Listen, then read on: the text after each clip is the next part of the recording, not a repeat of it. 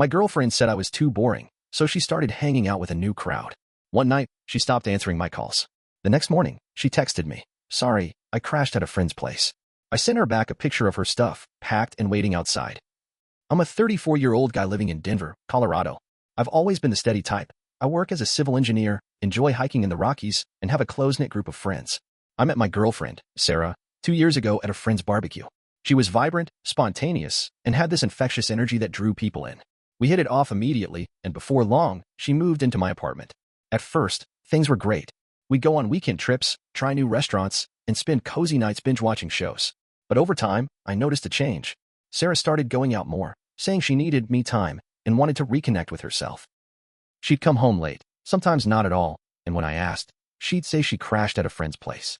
I tried to be understanding. I didn't want to be the controlling boyfriend. But the distance between us grew. She'd roll her eyes when I suggested a quiet night in and started calling me predictable. One night, she bluntly said, "You're just too boring for me." Last Friday, Sarah said she was going out with her new friends. I asked her to keep me posted, and she nodded without much interest. As the night went on, I texted and called, but no response.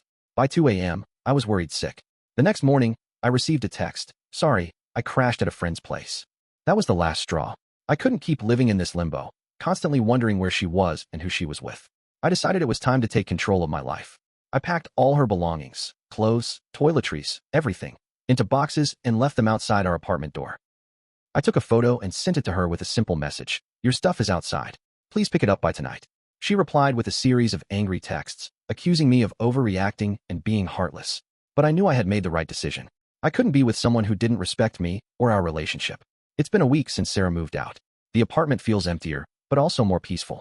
I've reconnected with friends, started hiking again, and even signed up for a cooking class. I'm rediscovering who I am without her. To anyone going through something similar, know that you deserve respect and honesty. Don't settle for someone who makes you feel less than. It's better to be alone than in a relationship that drains you. Thanks for reading. Stay strong. Mike, about 3 days after Sarah picked up her stuff, she showed up at my door. No warning. Just knocked like nothing had happened. I didn't answer at first. I stood there, looking at her through the peephole. She looked tired. Her makeup was smudged, hair pulled back like she hadn't had time to think about it. I almost opened the door. Almost. But then I remembered that text she sent. "Sorry, I crashed at a friend's place."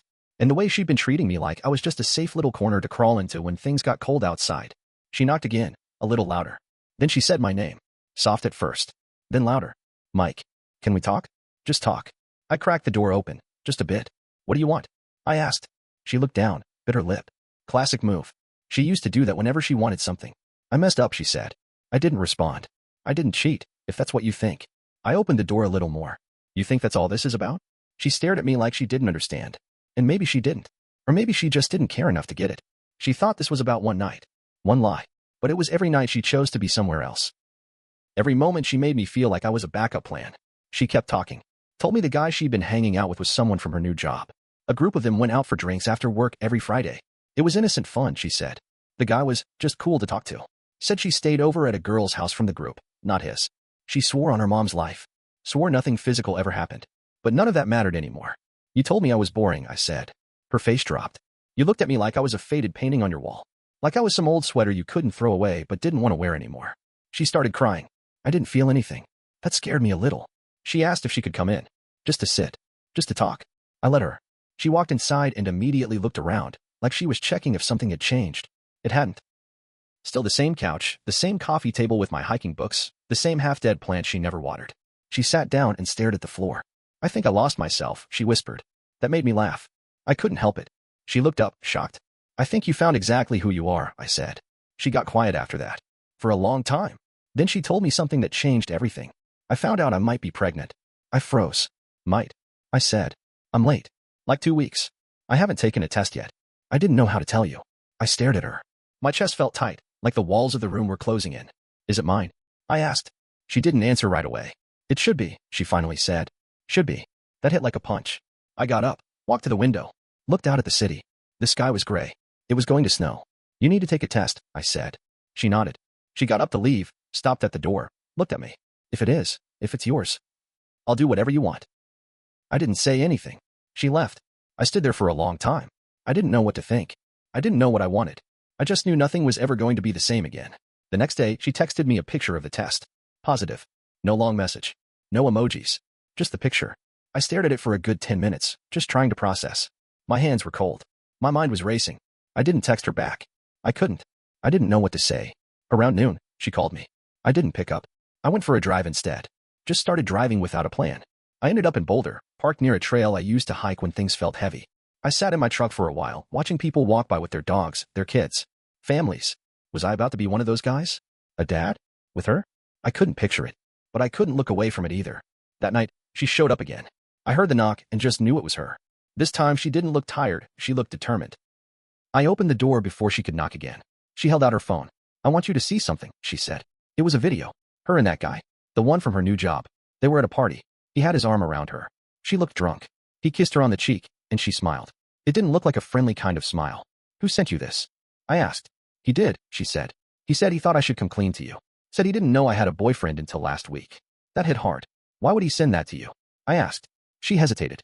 Because I told him I might be pregnant. And he said we needed to figure it out. Figure it out. So now there's a chance it's his? She nodded. I didn't sleep with him. Not completely. It was stupid. We kissed. We fooled around. But I swear I didn't. I cut her off. Stop. I sat down. She stood there, not moving. This is a mess, I said. I know. I can't do this. I know. But she didn't leave. She just stood there like she was waiting for something. Like I was going to fix it. Like I was still the safe one.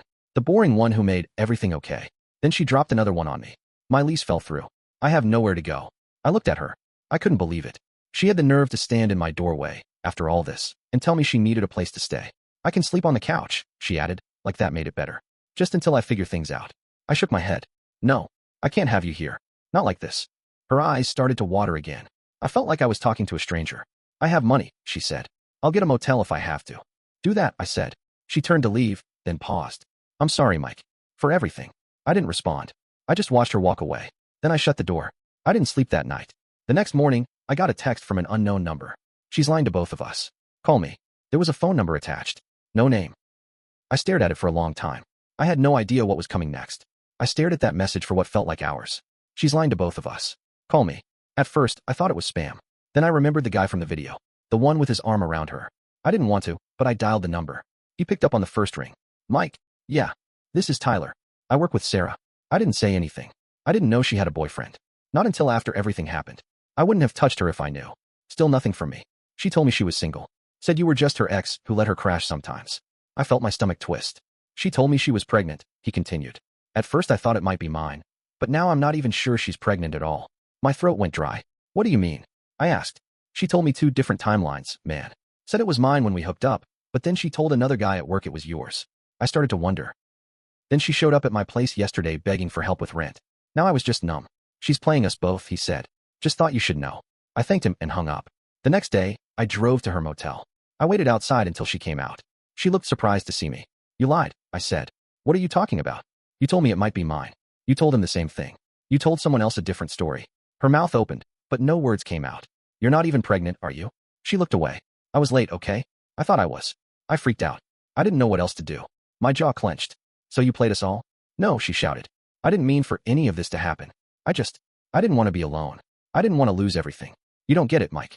You were always so calm, so put together. I felt like I was drowning next to you. Like I was barely enough. Then Tyler came along, and he made me feel alive again.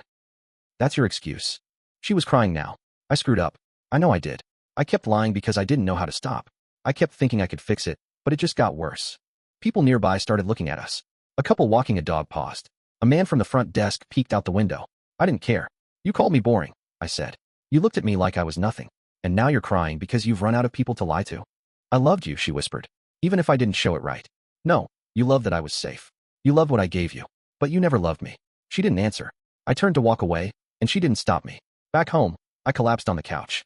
I felt hollow, angry, but also free. A few days passed. Tyler texted me again. Told me she quit her job. Said she left town. I didn't respond. I didn't need to. A week later, my sister came by to drop off something and stayed to talk. I told her everything. She listened without interrupting.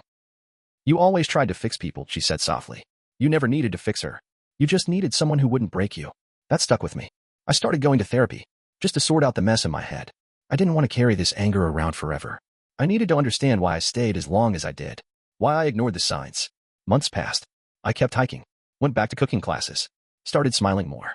And one day, while hiking a new trail in Estes Park, I ran into someone. She was walking her dog, stopped to tie her shoe. We got to talking.